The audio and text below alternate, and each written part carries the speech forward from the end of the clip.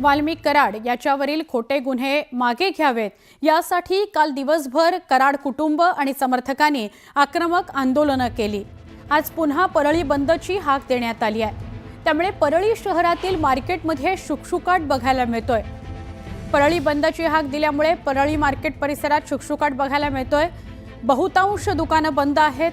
Police बंदोबस्त ठेवण्यात आलेला आहे शहरभर, कारण आज वाल्मिक कराडचे समर्थक आक्रमक झालेले आहेत।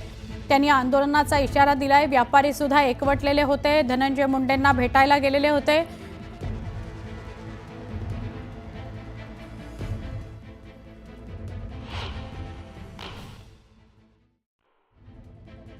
खंडणी प्रकरणातील आरोपी वाल्मिक कराड यांच्यावरील खोटे गुन्हे मागे घ्या यासाठी काल दिवसभर परळी धुमसत होती आणि आक्रमक आंदोलन देखील करण्यात आलं होतं। ज्या ठिकाणी आंदोलन करण्यात आलं होतं आणि टावरवरती चढून शोले स्टाईल आंदोलन केलं होतं, त्या टावर परिसरामध्ये मी आहे।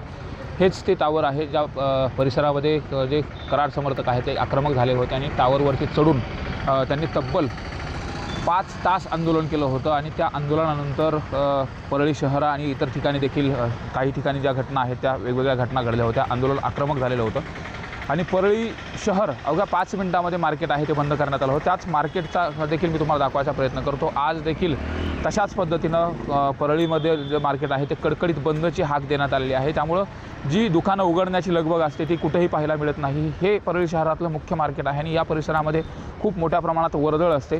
मात्र आता तशा पद्धतीची कुठलीही वर्दळ या ठिकाणी पाहायला मिळत नाही आणि वाल्मिक कराड यांच्यावरती दाखल झालेले गुन्हे हे खोटे गुन्हे आहेत अशा पद्धतीचा आरोप देखील कराड यांच्या कुटुंबाने केलेला होता। तसेच जी SIT स्थापन करण्यात आलेली आहे त्या SITचे प्रमुख बसवराज तेली यांच्यावरती देखील आक्षेप घेण्यात आलेला होता। त्यामुळं आता नेमकं आज परळीमध्ये काय काय घडामोडी होणार याकडे देखील सर्वांचं लक्ष लागलेलं आहे। विशेष आंदोलनाची दिशा ठरवण्यासाठी रात्री उशिरा हे आंदोलन स्थगित करण्यात आलं। पोलीस अधीक्षक यांनी दिलेल्या शब्दावरती आश्वासनावरती हे आंदोलन स्थगित करण्यात आलं होतं। मात्र या आंदोलनाची पुढची दिशा ठरवण्याच्या अनुषंगाने आज परळी शहरामध्ये मोठी बैठक होणार आहे। त्या बैठकीनंतर इथं हे आंदोलन कसं असेल हे देखील सांगितलं जाणार आहे, त्याची दिशा कशी असणार आहे हे देखील समजणार आहे।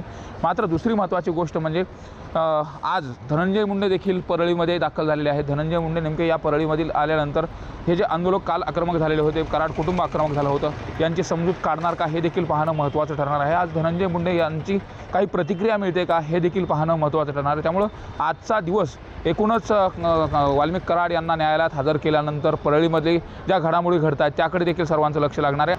कॅमेरामन प्रकाश जाधव सोबत सुरेश जाधव, न्यूज 18 लोकमत, परळी।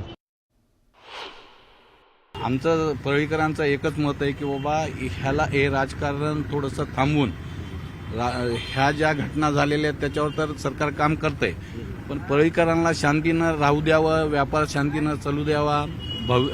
जे भारतातून भक्त येतात त्यांना भीतीचं वातावरण वाटू नये। पहिल्यांदा तर संतोष देशमुख यांच्या झालेल्या हत्येचा मी निषेध करतो। एक परळी नागरिक म्हणून मी त्याचा निषेध करतो। ज्या निर्गुणपणे हत्या झाली ती खरंच म्हणजे अतिशय आमच्या परळीकरांच्या डोळ्यात पाणी होतं त्या दिवशी। परंतु त्याच्यानंतर ज्या घटना घडत आहेत त्या घटना अतिशय चुकीच्या पद्धतीने जात आहेत। परळीची परंपरा, परळी पॅटर्न म्हणल्यानंतर मी पहिल्यांदा असं सांगेल की परळीमध्ये वैद्यनाथाचं मंदिर आहे, इतर असणारा प्रत्येक नागरिक हा भाविक आहे। आमचं म्हणणं एवढंच आहे की शासनाने या ठिकाणी अतिशय कठोर पावलं उचललेत। मुख्यमंत्री सांगतायत, दोन्ही उपमुख्यमंत्री सांगतायत की यामध्ये कुठल्याही गुन्हेगाराला माफी दिली जाणार नाही। मग शासन काम करत असताना अतिशय सगळेजण सजगतेने या गोष्टीकडे लक्ष देत असताना केवळ रोज उठून पत्रकार परिषदा घेणं, कुठंतरी आंदोलन करणं, शासनावर रोज उठून दबाव टाकणं ही गोष्ट निश्चितच परळीला आणि बीड जिल्ह्याला बदनाम करणार आहे। विनाकारण जातीवाद पसरवत आहेत। इथं कुठलाही जातीवादाचा कसलाही संबंध नसताना तुमचा जातीवाद राजकारणासाठी त्याचा वापर करतायत। तिथं असं काही नाही। आज 40% मार्केट नाही, सगळं भयभीत वातावरण निर्माण करायला लागलेत। इथं आला की ग्राउंड लेवलला कुठलाही समाज असो, कुठलाही जातीपात असो, काहीही नाही। आज मुस्लिम समाज आहे, दलित आहे, मराठा आहे, वंजारी आहे, सगळे गुन्ह्या नादत असताना जाणीवपूर्वक बाहेरचे लोक परळीला बदनाम करत आहेत। हे थांबवावं, नाही तर याच्या विषयी आम्हाला बी काहीतरी कठोर परिणाम सर्वसामान्यांना पण समोर यावं लागेल। सर्वसामान्यांना समोर यावं लागेल आणि त्याचे परिणाम पुन्हा नंतर भोगावं लागतील त्यांना। जे बी घडायले ते सर्व चुकीचंच घडायलं आहे. म्हणजे परळीमध्ये धार्मिक वातावरण आहे, ते वातावरण सर्व रोजंदारीवर काम करणारे भरपूर आहे तिथं, परंतु परळीच्या मंदिराच्या परिसरात कमीत कमी 400-500 लोकांचं कुटुंब पोट भरत आहे. सर, मी भक्त निवास चालवतो मंदिर देवस्थानचं. आज अशा वातावरणामुळं कुणी बाहेरले लोक यायला इथं धजत नाहीत. मला आता फोन आहे सकाळी की वातावरण काय. मी म्हणलं बाबा इथं काहीच वातावरण नाही, सगळं व्यवस्थित आहे. फक्त विनाकारण परळीची बदनामी व्हायला लागली. लोक विचारतात की बाबा परळीत तुम्ही राहतात कसे. इथं काहीच नाहीये, एकदम व्यवस्थित आहे सगळं. हे राजकारणापोटी परळी बदनाम व्हायला लागली. वाल्मिक कराडवरील कारवाईनंतर बीडमधले कराड समर्थक आक्रमक झालेत. वाल्मिक कराड समर्थकांकडून परळी बंदचं आवाहन करण्यात आलंय. परळी बंदच्या पार्श्वभूमीवर व्यापाऱ्यांची एक महत्त्वाची बैठक पार पडतीये. बैठकीनंतर व्यापारी बंदमध्ये सहभागी होण्यासंदर्भात निर्णय जाहीर करणार आहेत.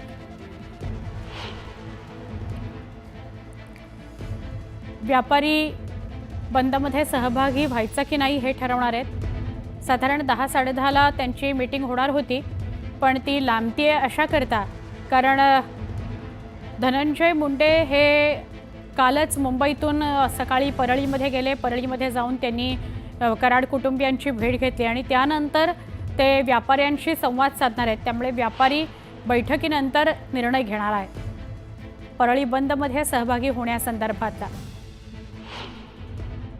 आम्हाला परळी बदनाम हेतुस्परस्पर परळी बदनाम करण्याचे प्रयत्न चालू आहेत.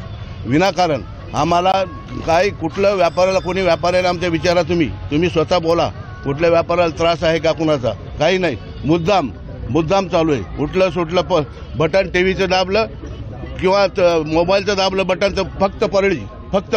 काय कशामुळं काय कारण आहे? जे परळीची जी बदनामी होत आहे एक त्याबद्दल जे व्यापारामध्ये होणारा जो त्रास आहे, हा व्यापाराचा जे चालू आहे रोज उठून ते जे आहेत बाहेरचा आम्हाला दृष्टिकोन आमच्याकडे पाहण्याचा हा वेगळा दृष्टिकोन होतो आहे. व्यापाऱ्याकडे सुद्धा दुसरे व्यापारी सुद्धा त्या दृष्टिकोन आहेत आणि आज व्यापारी सगळे मिटिंग घेऊन साहेबांशी चर्चा करून हे पुढची दिशा आम्ही ठरवू. बंद म्हणजे ह्याच्यामुळं नाही आहे, आमच्या परळीची बदनामी व्हायली आणि आम्ही बदनामीमध्ये आमच्या परळीत कोणी बाहेरचं यायला तयार नाही. मग आम्ही लोकांना व्यापारी वर्गानं पोट कसे भरावे? आमचे नौकर वर्ग पोट लाईट बिल हे ते कोणी द्यावं? हे वरी भाषणं करणारे देणार आहेत का कोण देणार आहे? आम्हाला सारायचं आहे ना. नुकसान बी झाली तर आमचीच आहे, फायदा झाला तर आमचाच आहे. पण सध्या 1 महिना झालं टीव्ही उघडली तर हेच, मोबाईल उघडले तरी ते. तुम्ही तुमचं काय करायचं ते करा ना. पोलीस काम करते. फक्त तुम्ही व्यापाऱ्याला त्रास होईल असलं कुठलंही काम करू नका.